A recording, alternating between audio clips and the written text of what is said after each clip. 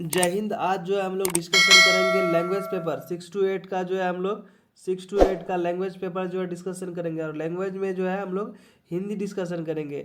ये TRE जो है TRE 3.0 का प्रीवियस ईयर क्वेश्चन है, जो 2024 में, जुलाई 2024 में इसका एग्ज़ाम हुआ था। तो आप भी अगर TRE 4 का तैयारी करते हैं, तो TRE 4 का तैयारी कर रहे हैं, तो आपके लिए ज़रूरी हो जाता है कि आप प्रीवियस ईयर क्वेश्चन को ज़रूर देखा करें। TRE 4 का जो वैकेंसी बहुत ही जल्द आने वाला है। तो आज जो हम लोग पहले डिस्कशन करेंगे, यानी 6 to 8 में जो है लैंग्वेज पेपर में जो हिंदी है, हिंदी को हम लोग डिस्कशन करेंगे 6 to 8 का लैंग्वेज पेपर। तो आइए अब हम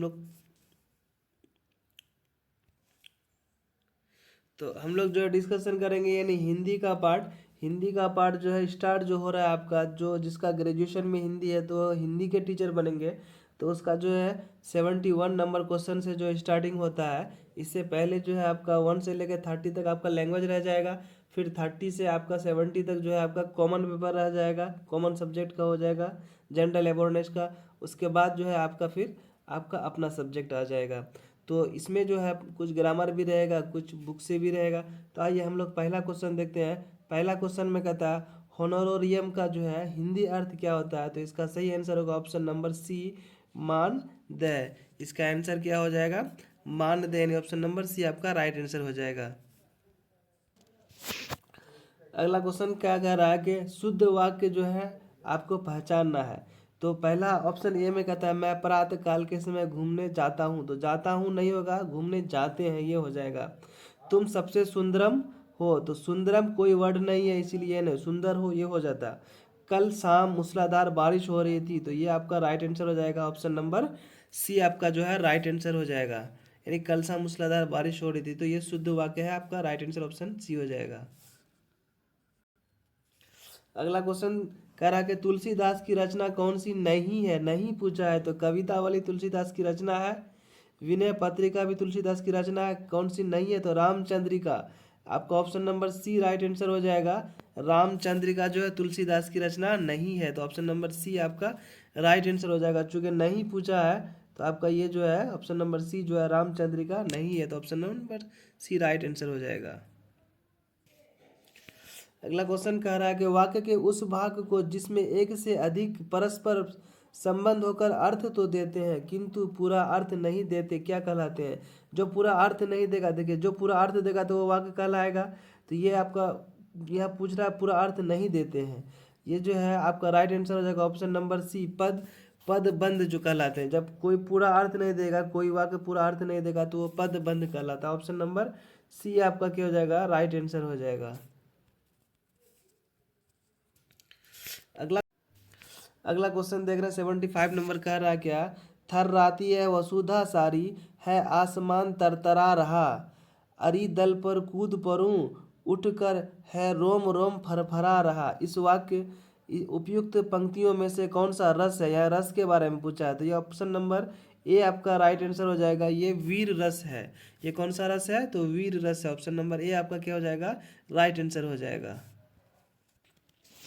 76 नंबर क्वेश्चन कह रहा है कि विभद्र रस का स्थायी भाव है। तो आपका राइट आंसर हो जाएगा ऑप्शन नंबर सी आपका हो जाएगा जुगुप्सा। जुगुप्सा आपका राइट आंसर हो जाएगा। अगला क्वेश्चन कह रहा है क्या, घड़ी में तोला घड़ी में मासा, लोकोक्ति यानी यह मुहावरा का अर्थ क्या है। तो इसका जो है राइट आंसर हो जाएगा ऑप्शन नंबर बी, चंचल मन वाला। चंचल मन वाला जो होता है ना, घड़ी में तोला घड़ी में मोसा कहलाता है। यानी ऑप्शन नंबर बी आपका राइट आंसर हो जाएगा। अगला क्वेश्चन कह रहा है बैंक करप्ट का हिंदी पर्याय क्या है। तो बैंक करप्ट का मतलब क्या होता है, दिवालिया। जो बैंक करप्ट हो गया यानी भ्रष्ट खत्म हो गया, वो क्या कहलाएगा, दिवालिया कहलाएगा। तो ऑप्शन नंबर ए आपका क्या हो जाएगा, राइट आंसर हो जाएगा। बैंक करप्ट को दिवालिया कहा जाता है। अगला क्वेश्चन कह रहा है निर्वेद किस रस का स्थायी भाव है। तो आपका सही आंसर हो जाएगा ऑप्शन नंबर ए, शांत का। निर्वेद जो है शांत का स्थायी भाव है। अगला क्वेश्चन कह रहा है कि गगनचुंबी शब्द में कौन सा समास है। समास के बारे में पूछा, तो इसमें समास तत्पुरुष समास है। आपका right answer option number A हो जाएगा, तत्पुरुष समास। अगला क्वेश्चन कह रहा है कि रचना के आधार पर वाक्य कितने प्रकार के होते हैं। तो रचना के आधार पर जो है वाक्य 3 प्रकार के होते हैं। ऑप्शन नंबर सी आपका राइट आंसर हो जाएगा 3। अगला क्वेश्चन कह रहा है रामचंद्र शुक्ल के निबंधों का संकलन क्या है। तो इसका राइट आंसर हो जाएगा option number B Chintamani. Ramchandra Shukla का जो ये निबंधों में जो है संकलन जो होता था तो ये चिंतामणि कहलाता था। Option number B right answer हो जाएगा। अगला क्वेश्चन कर रहा है मलिनी मलिनी छंद के प्रत्येक चरण में कितने वर्ण होते हैं। तो आपका सही आंसर हो जाएगा ऑप्शन नंबर ए 15 वर्ण होते हैं। अगला क्वेश्चन जो है 84 नंबर क्वेश्चन में यहाँ पे आपका मिलान करना है कि कौन सा जो है किसने लिखा है। तो दीप शिखा को किसने लिखा है, महादेव वी वर्मा लिखा है। और वीणा को जो है सुमित्रा नंदन पंत लिखा है। तो आपका यहाँ पे उसके बाद जो है कामायनी जयशंकर लिखा है। तो एक ये बच गया। तो यानी एक का दो इसमें आ रहा है, एक का दो और दो का एक का तो दो का एक दो दोनों में आ रहा है। फिर जो है 3 का 4, तो 3 का जो है 4 है। यानी ऑप्शन नंबर बी आपका क्या हो जाएगा, राइट आंसर हो जाएगा। ऑप्शन नंबर बी आपका क्या हो जाएगा, राइट आंसर हो जाएगा। अगला क्वेश्चन कह रहा है डेपुटेशन का हिंदी पर्याय क्या है। तो डेपुटेशन का हिंदी पर्याय जो होता है प्रतिनियुक्ति होता है। तो ऑप्शन नंबर ए आपका क्या हो जाएगा, राइट आंसर हो जाएगा प्रतिनियुक्ति। अगला क्वेश्चन कह रहा है चांद का मुंह टेढ़ा है वाक्य संग्रह के रचनाकार कौन थे। मतलब यह एक जो है कहानी है, इसका जो है रचनाकार किसने लिखा था। तो आपका right answer option number B हो जाएगा, मुक्ति बोध ने लिखा था। चांद का मुंह टेढ़ा है इसको किसने लिखा था, मुक्ति बोध ने लिखा था। तो ऑप्शन नंबर बी आपका राइट आंसर हो जाएगा। अगला क्वेश्चन जो है आपका संधि से है। तो अभ्युदय का संधि विच्छेद क्या है, क्या होगा। तो इसका राइट आंसर ऑप्शन नंबर जो है बी हो जाएगा, अभी प्लस उदय। अभ्युदय का जो है संधि विच्छेद अभी प्लस उदय होगा। तो ऑप्शन नंबर बी आपको क्या हो जाएगा, राइट आंसर हो जाएगा। अगला क्वेश्चन कर रहा है कि सूरदास के गुरु कौन थे। तो इसका राइट आंसर हो जाएगा option number C Vallabhacharya. Surdas का गुरु कौन थे, तो वल्लभाचार्य। ऑप्शन नंबर सी आपका राइट आंसर हो जाएगा। अगला क्वेश्चन कह रहा है क्या संक्षेपण का गुण नहीं है। संक्षेपण का गुण नहीं है, संक्षेपण का मतलब छोटा करना, उसका क्या गुण नहीं है। तो आपका राइट आंसर हो जाएगा ऑप्शन नंबर ए अलंकृत भाषा। संक्षेपण का जो है गुण अलंकृत भाषा नहीं है। तो ऑप्शन नंबर ए आपका क्या हो जाएगा, राइट आंसर हो जाएगा अलंकृत भाषा।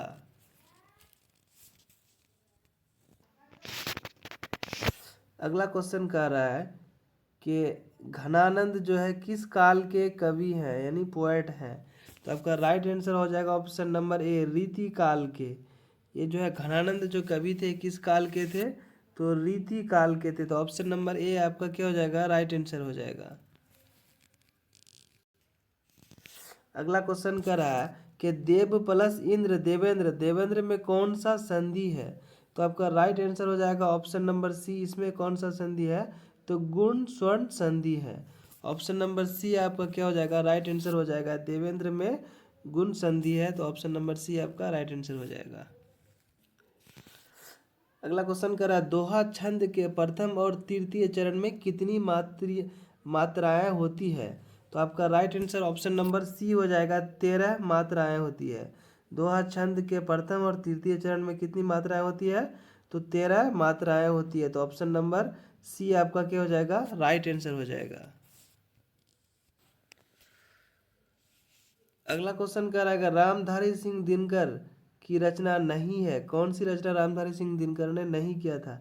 तो कुरुक्षेत्र इसकी नहीं है, यशोधरा भी इसकी नहीं है, तुलसीदास भी इसकी नहीं है रामचरित मानस की। तो आपका right answer option number D हो जाएगा, एक से अधिक। इसका जो ऑप्शन है यानी एक से अधिक जो इसकी रचनाएं नहीं है। तो ऑप्शन नंबर डी आपका राइट आंसर हो जाएगा। अगला क्वेश्चन कह रहा है कि खग जाने खग ही की भाषा, मतलब सेम आदमी जानता है सेम की भाषा। तो लोकोक्ति यानी ये जो है आपका फ्रेज का क्या अर्थ हो जाएगा। तो इसका अर्थ आपका क्या, ऑप्शन ए में कहता है अपने वर्ग के लोग ही अपने एक दूसरे को समझ सकते हैं। तो ये आपका right answer option number A हो जाएगा। खग जाने खग की भाषा, मतलब जिस तरह के लोग हैं वैसे ही भाषा, अपना भाषा, जैसे मान के सुरजापुरी है तो सुरजापुरी बोलेंगे तो ज़्यादा समझ में आएगा। अगर सुरजापुरी के साथ बांग्ला बोल दिया जाए तो समझ में नहीं आएगा। तो इसका क्वेश्चन का जो आंसर होगा, अपने वर्ग के लोग एक दूसरे को समझ सकते हैं, तो आपका right answer option number A हो जाएगा। यानी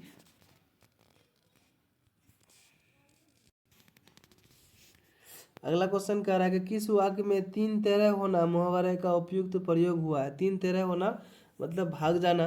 तो ऑप्शन ए में कहता है रावण ने विभीषण को तीन तेरह कर दिया, नहीं यह मार दिया, ये कहानी नहीं हो रहा है। पिता को आते देखकर बेटा तीन तेरह हो गया, ये भी जो है आपका ऑप्शन सही नहीं चल रहा है। और अगला क्वेश्चन क्या कह रहा है, अगला कह रहा ऑप्शन सी में कह रहा पिता की मृत्यु के बाद पूरा परिवार तीन तेरह हो गया, यानी ये ज़्यादा आपका बेटर ऑप्शन है। तो ऑप्शन नंबर सी आपका क्या हो जाएगा, राइट आंसर हो जाएगा। अगला क्वेश्चन कह रहा है कि भरपेट शब्द में समास है, कौन सा समास है। तो ऑप्शन नंबर बी आपका क्या हो जाएगा, राइट आंसर हो जाएगा। अवयवी यानी समास है, तो भरपेट में जो है ऑप्शन नंबर बी आपका राइट आंसर हो जाएगा। अगला क्वेश्चन कह रहा है कि तो मिठास दई दियो इते सोलोने रूप, ये जो है एक वाक्य है, इस वाक्य का जो अलंकार कौन सा है। तो आपका right answer option number B हो जाएगा, विरोधाभास अलंकार। इस ऑप्शन का राइट आंसर क्या आ जाएगा, इस क्वेश्चन का विरोधाभास अलंकार। तो ऑप्शन नंबर बी आपका राइट आंसर हो जाएगा। अगला क्वेश्चन कह रहा है कि असाध्य वीणा के रचनाकार कौन है। तो असाध्य वीणा के रचनाकार अवज्ञ है, तो ऑप्शन नंबर सी आपका क्या हो जाएगा, राइट आंसर हो जाएगा ऑप्शन नंबर सी अवज्ञ। अगला क्वेश्चन कह रहा है कि कर्म वाच्य है, तो कर्म वाच्य जो है आपका ऑप्शन नंबर ए हो जाएगा राइट आंसर, आम खाया जाता है। आम खाना क्या है, काम हो रहा है, तो ये कर्म वाच्य है, तो ऑप्शन नंबर ए आपका राइट आंसर हो जाएगा। अगला क्वेश्चन कर रहा है वार्ड में का संधि विच्छेद होगा। तो वार्ड में मतलब वाक में, तो ऑप्शन नंबर ए आपका राइट आंसर हो जाएगा वाक में। वाक में जो है वार्ड में का संधि विच्छेद रूप है, तो ऑप्शन नंबर ए आपका राइट आंसर हो। अगला क्वेश्चन कह रहा है कि बिहारी लाल किस राजा के दरबार में रहते थे। तो आपका right answer option number A हो जाएगा महाराजा जय सिंह। बिहारी लाल जो है महाराजा जय सिंह के दरबार में रहा करते थे, तो ऑप्शन नंबर ए आपका राइट आंसर हो जाएगा। अगला क्वेश्चन कह रहा है कि संयुक्त वाक्य किस यहाँ पे कौन सा है। तो संयुक्त वाक्य होने के लिए ऑप्शन नंबर बी आपका राइट आंसर हो जाएगा। कह रहा है क्या, वह तरह तरह की मुसीबतों से घिरा था, एक हो गया फिर भी निराश ना हुआ। तो ऑप्शन नंबर बी आपका क्या हो जाएगा, राइट हो जाएगा। संयुक्त वाक्य जो है वह तरह तरह की मुसीबतों से घिरा था, फिर भी निराश ना हुआ, तो ऑप्शन नंबर बी आपका राइट। अगला क्वेश्चन कर रहा है सामर्थ्य को नहीं दोष गोसाई लोकोक्ति से तात्पर्य क्या है। तो आपका जो है ऑप्शन नंबर ए आपका राइट आंसर हो जाएगा, बड़े आदमी पर कौन दोष लगाए। तो ऑप्शन नंबर ए क्या हो जाएगा आपका राइट आंसर हो जाएगा, यानी बड़े आदमी को कौन दोष लगाए। अगला क्वेश्चन कह रहा है कि सूरदास की रचना है, तो सूरदास की कौन सी रचना है। तो ऑप्शन नंबर बी आपका राइट आंसर हो जाएगा साहित्य लहरी। सूरदास के द्वारा लिखी गई थी ये साहित्य लहरी रचना। अगला क्वेश्चन कर रहा है पेट काटना मुहावरा का अर्थ क्या होगा। तो पेट काटना मुहावरा का अर्थ होगा जैसे कंजूसी करना या पेट को कष्ट पहुंचाना, तो ये नहीं होगा। भूखा रहना ये भी नहीं होगा, मतलब पेट काटने का मतलब होता है कंजूसी करना। ऑप्शन नंबर ए आपका क्या हो जाएगा, राइट आंसर हो जाएगा कंजूसी करना। अगला क्वेश्चन कह रहा है कि इनरोलमेंट नंबर का हिंदी पर्याय क्या है। इनरोलमेंट को हिंदी में क्या कहेंगे, तो हिंदी में इसको कहेंगे आपका नामांकन संख्या। इनरोलमेंट नंबर को हम लोग क्या बोलेंगे, नामांकन संख्या। अगर रजिस्ट्रेशन नंबर बोलता तब हम लोग बोलते पंजीकृत संख्या, हाँ, या रोल नंबर बोलता तो हम लोग बोलते क्रम संख्या। तो इनरोलमेंट का मतलब होता है नामांकन संख्या, तो ऑप्शन नंबर बी आपका राइट आंसर हो जाएगा। अगला क्वेश्चन कह रहा है कि कृष्ण भक्ति कवि हैं, मतलब कौन सा कवि जो है कृष्ण का जो है भक्ति पर जो है रचना लिखा करते थे। सूरदास ये लिखा करते थे, कृष्ण भक्ति कवि है। मीराबाई ये भी है, और आपका जो है रस खान ये भी है। तो ऑप्शन नंबर डी आपका क्या हो जाएगा, राइट आंसर हो जाएगा, एक से अधिक। इसका आंसर क्या हो जाएगा, एक से अधिक, यानी ऑप्शन नंबर डी आपका राइट आंसर हो जाएगा। अगला क्वेश्चन कर रहा है कि चैन का संधि विच्छेद क्या होगा। तो चैन का संधि विच्छेद जो होगा च प्लस एन, च प्लस अन मतलब चैन। आपका option number C right answer हो जाएगा। अगला क्वेश्चन यहाँ भी जो है मिलान करने का है, जैसे झूठ और सच, झूठ और सच को जो है यस वाला लिखा है, किसने किया है, यस वाला। तो 4 का आपका डी, यानी डी का आपका एक हो जाएगा, तो डी का आपका एक ही जगह है, तो आपका ऑप्शन नंबर क्या हो जाएगा, सी आपका राइट आंसर हो जाएगा। यानी अगर कंकाल की बात करें तो एस जयशंकर का हो जाएगा, निर्मला की बात करें तो प्रेमचंद्र का हो गया, अपरीक्षा सूर्य की बात करें तो श्रीनिवासन का हो गया। तो ऑप्शन नंबर डी आपका क्या हो जाएगा, सी आपका राइट आंसर हो जाएगा। अगला क्वेश्चन कह रहा है कि मिश्रित वाक्य आपको निकालना है। तो मिश्रित वाक्य ऑप्शन ए में कहता है जिसने सुख नहीं देखा उसने दुनिया में कुछ नहीं देखा। तो ये तो आपका मिश्रित वाक्य है। ऑप्शन बी ऑप्शन में कहता है वह निराशा होकर घर से निकला, तो यहाँ पे एक ही वर्ड है, तो ये मिश्रित वाक्य नहीं है। डॉक्टर ने पट्टी बांध दी तथा 50 रुपये मांगे, ये भी नहीं है। तो आपका ऑप्शन नंबर ए क्या हो जाएगा, राइट आंसर हो जाएगा। मिश्रित वाक्य में आएगा जिसने दुख नहीं देखा, एक हो गया, दूसरा में आ जाएगा उसने दुनिया में कुछ नहीं देखा। तो ऑप्शन नंबर ए आपका क्या हो जाएगा, राइट आंसर हो जाएगा। अगला क्वेश्चन कर रहा है मंद मंद मुरली बजावत उधर धरे, मंद मंद निस्क्यो मुकुंदन मधु बन ते। उपयुक्त वाक्य में जो है पंक्तियों में है वाक्य गुण क्या हो जाएगा। तो ऑप्शन नंबर ए आपका क्या हो जाएगा, राइट आंसर हो जाएगा, मधुर्य। ऑप्शन नंबर ए क्या हो जाएगा, राइट आंसर मधुर्य। अगला क्वेश्चन कर रहा है कि प्रेमचंद्र द्वारा लिखी गई उपन्यास नहीं है, कौन सा उपन्यास प्रेमचंद्र ने नहीं लिखा है। तो रंगभूमि, सेवा सदन ये लिखा है, रंगभूमि भी लिखा है। तो ऑप्शन नंबर ये हो जाएगा तितली। ऑप्शन नंबर ए आपका राइट आंसर हो जाएगा, तितली ये प्रेमचंद्र के द्वारा नहीं लिखा गया था। तो ऑप्शन नंबर ए आपका राइट आंसर हो जाएगा।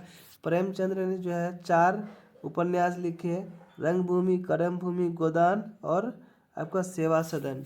और ये तितली जो है ये इसका नहीं है। तो ऑप्शन नंबर नहीं पूछा है कि उपन्यास नहीं है, तो ऑप्शन नंबर ए आपका राइट आंसर हो जाएगा। अगला क्वेश्चन कह रहा है कि जब एक वस्तु पर दूसरी वस्तु का आरोप किया जाए, मतलब एक पर दूसरा जब आरोप किया जाए जाए वहाँ कौन सा अलंकार होता है, यह अलंकार के बारे में पूछा। तो ऑप्शन नंबर बी आपका राइट आंसर हो जाएगा, रूपक अलंकार। जब एक वस्तु दूसरे वस्तु पर आरोपित करता है तो रूपक अलंकार क्या होता है, उत्पन्न होता है। तो ऑप्शन नंबर बी आपका राइट आंसर हो जाएगा। अगला क्वेश्चन कर रहा है परी प्लस छेद, परी छेद में कौन सा संधि है, यहाँ पे संधि का टाइप पूछ लिया है। तो आपका right answer option number C हो जाएगा, व्यंजन संधि। परी प्लस छेद में कौन सा संधि है, तो व्यंजन संधि। ऑप्शन नंबर सी आपका राइट आंसर हो जाएगा। अगला क्वेश्चन जो है यहाँ पे है कुछ वाक्य दिया गया है या कुछ मुहावरा टाइप से दिया गया। कहता है फूलो फूले काश सकल मही छाए, जनु वर्षा ऋतु प्रकट बुराए। इस वाक्य में जो है कौन सा अलंकार है। तो अलंकार के बारे में पूछा, तो ऑप्शन नंबर ए आपका क्या हो जाएगा, राइट आंसर हो जाएगा, उत्प्रेक्षना, उत्प्रेक्षा। तो आपका answer right answer option number A हो जाएगा, उत्प्रेक्षा। अगला क्वेश्चन कह रहा है कि अशुद्ध वाक्य जो है आपको ढूंढना है। तो अशुद्ध वाक्य यहाँ पे ढूंढना है। ऑप्शन ए में कहता है श्री कृष्ण सिंह, श्री कृष्ण के अनेक नाम है, तो ये बात सही बात है, अनेक नाम है। बंदूक एक उपयोगी अस्त्र है, ये बात भी सही है। तीसरा में कहता है मैं तो आज अवश्य ही जाऊंगा, यहाँ जो है ही आपका नहीं लगेगा, इसीलिए ऑप्शन नंबर ए सी आपका राइट आंसर हो जाएगा। चूँकि अशुद्ध निकालने का है, मैं तो अवश्य जाऊंगा ही नहीं होगा, तो ऑप्शन नंबर सी आपका राइट आंसर हो जाएगा अशुद्ध वाक्य में। अगला क्वेश्चन जो है यहाँ पे भी जो है रचना दिया हुआ है उसको आपको अरेंज करना है। जैसे भारत भारती, तो भारत भारती जो है ये आधुनिक काल में क्या किया गया था, लिखा गया था। उसके बाद आपका जो है जैसे पृथ्वीराज राजो रासो, तो पृथ्वीराज रासो जो है आपका ये कब लिखा गया था, तो ये आदि काल में लिखा गया था। ठीक है। पद्मावत, पद्मावत जो है भक्ति काल में ये जो है लिखा गया था। और बिहारी ये जो है, तो आपका जो है यहाँ पे डी का एक, तो डी का एक किस में है, बी नंबर में, तो ऑप्शन नंबर आपका बी क्या हो जाएगा, राइट आंसर हो जाएगा। अगला क्वेश्चन कह रहा है कि जब वाक्यात और लक्ष्यात से भी कोई शब्द के अर्थ का बोध ना हो तो उसका बोध कराने वाली शक्ति कहलाती है, तो व्यंजना कहलाती है। उसकी शक्ति क्या कहलाती है, व्यंजना कहलाती है। तो ऑप्शन नंबर सी आपका क्या हो जाएगा, राइट आंसर हो जाएगा, व्यंजना।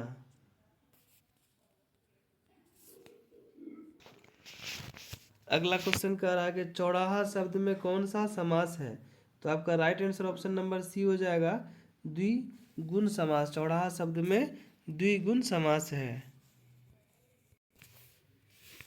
अगला क्वेश्चन कर रहा है दो शब्दों के संयोग को कहते हैं, दो शब्द जब संयोग होते हैं तो समास कहलाते हैं। क्या कहलाते हैं, समास। तो ऑप्शन नंबर बी आपका क्या हो जाएगा, राइट आंसर हो जाएगा, समास। दो शब्द अगर मिलेंगे तो समास का निर्माण होता है। ऑप्शन नंबर बी आपका। अगला क्वेश्चन क्या है, रामचरितमानस की भाषा क्या थी, तो इसकी भाषा अवधी थी। ऑप्शन नंबर ए आपका राइट आंसर हो जाएगा। कौन सी भाषा थी, अवधी भाषा में लिखा करती थी रामचंद्रमानस। तो ऑप्शन नंबर ए आपका राइट आंसर हो जाएगा, अवधी। अगला क्वेश्चन जो है यहाँ पे भी जो है ये जो है क्या है, मुहावरा है। कहता है चूना लगाना। चूना लगाने का अर्थ होता है कि आपको बेवकूफ़ बना के जाएगा।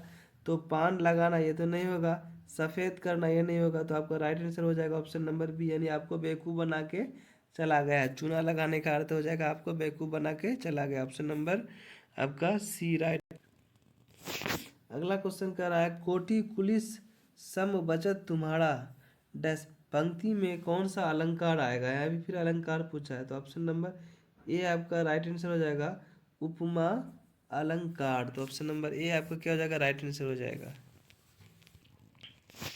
अगला क्वेश्चन कह रहा है कि छंद को पढ़ते समय प्रत्येक चरण में के अंत में ठहरना पड़ता है। जैसे कोई चीज़ पढ़ रहे हैं तो प्रत्येक जब खत्म हो जाएगा तो उसमें कुछ ठहरना पड़ता है, तो उसे कहेंगे क्या, तो उसे हम लोग यति कहेंगे। उसे क्या कहेंगे, यति कहेंगे। ऑप्शन नंबर बी आपका राइट आंसर हो जाएगा, यति। अगला क्वेश्चन कह रहा है कि भाववाचक है, तो भाववाचक कौन सा है, तो यहाँ पे जो ऑप्शन नंबर बी आपका राइट आंसर हो जाएगा, भाववाचक में आता है उससे उठा उससे बैठा नहीं जाता। तो आपका ऑप्शन नंबर बी आपका राइट आंसर हो जाएगा, उससे बैठा नहीं जाता, भाववाचक वाक्य है। अगला क्वेश्चन जो है यहाँ 26 से लेके 30 तक जो है यहाँ पे आपका दिया हुआ है पैराग्राफ। इस पैराग्राफ को पढ़ना है, उसके बाद क्या करना है, आंसर देना है, क्वेश्चन का आंसर देना है।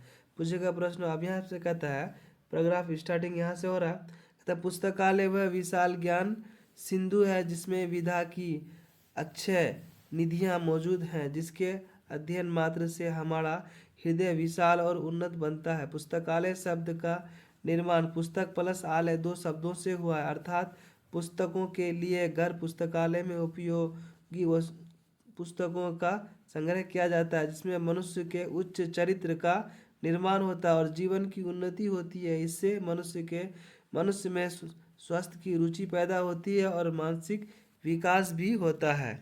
तो अब यहाँ पे जो है इसमें कहा है कि मनुष्य, आप क्वेश्चन है दिया हुआ जो पैराग्राफ के बाद क्वेश्चन आया था, क्वेश्चन कह रहा है कि मनुष्य के उच्च चरित्र निर्माण में सहायक है। तो उच्च चरित्र निर्माण में क्या सहायक है, पुस्तक है। मनुष्य अगर पुस्तकें पढ़ेंगे तो उससे ज्ञान होगा, ज्ञान से होगा क्या होगा कि अच्छा काम करेंगे, बुरा काम से बचेंगे। तो ऑप्शन नंबर बी आपका राइट आंसर हो जाएगा, पुस्तक है। अगला क्वेश्चन कह रहा है इसमें विधा की अक्षय निधियों कहाँ से मौजूद होती है, तो आपका राइट आंसर हो जाएगा ऑप्शन नंबर सी, पुस्तकालय से। कहाँ से, पुस्तकालय से। तो ऑप्शन नंबर सी आपका राइट आंसर हो जाएगा, पुस्तकालय। अगला क्वेश्चन कह रहा है कि स्वाध्याय में सहायक है, तो स्वाध्याय में क्या सहायक है? पुस्तकालय आपका सहायक है। स्वाध्याय में पुस्तकालय सहायक है। अगला क्वेश्चन कह रहा है कि हमारा हृदय विशाल और उन्नत कैसे बनता है? तो option number B right answer हो जाएगा, पुस्तकों के अध्ययन से। पुस्तकों के अध्ययन से हमारा हृदय विशाल और उन्नत हो जाएगा। अगला क्वेश्चन कह रहा है कि ज्ञान सिंधु का अर्थ क्या है? तो ज्ञान सिंधु का अर्थ है ज्ञान का सागर, यानी जिसमें बहुत सारी नॉलेज हो उसको ज्ञान सिंधु कहेंगे। तो ज्ञान का सागर कहलाता है। सागर का मतलब समुद्र होता है।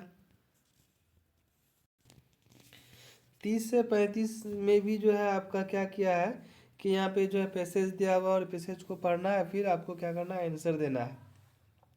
तो पैसेज यहाँ से स्टार्ट है। कहता है औद्योगिकरण के फलस्वरूप नगरों की आबादी तेजी से बढ़ती है।